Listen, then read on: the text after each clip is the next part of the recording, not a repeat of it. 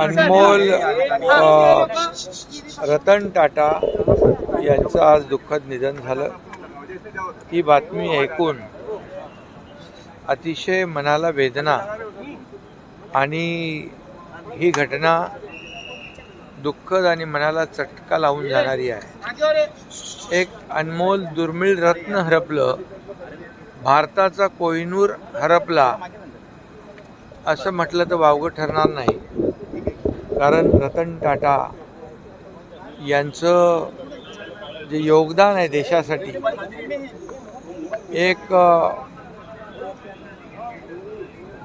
उद्योजक असून एक देशप्रेम, एक देशासाठी काहीतरी करावं ही प्रामाणिक इच्छा असणारा हा माणूस एवढ्या मोठ्या उंचीवर गेल्यानंतर देखील जमिनीशी त्यांचं नाळ जुळली होती। एक अतिशय डाऊन टू अर्थ अशा प्रकारचं ते जीवन जगले।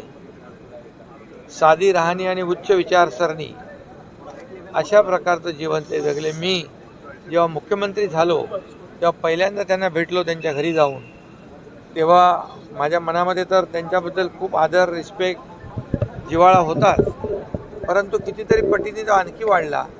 आणि एवढ्या मोठ्या उंचीवर असलेला माणूस एवढ्या जमिनीशी जुळलेला कसा असू शकतो, याचं ज्वलंत उदाहरण रतन टाटाजी आहेत। आणि हा भारताचा, देशाचा, महाराष्ट्राचा अभिमान ते होते।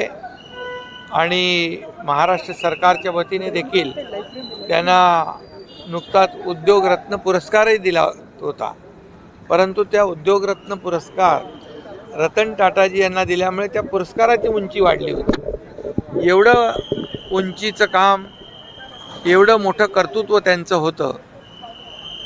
एक जिवंत आख्यायिका होती ती। त्यांना पाहिल्यानंतर अनेक लोकांना ऊर्जा यायची आणि अनेक हजारो लाखो उद्योजक त्यांनी घडवले। एक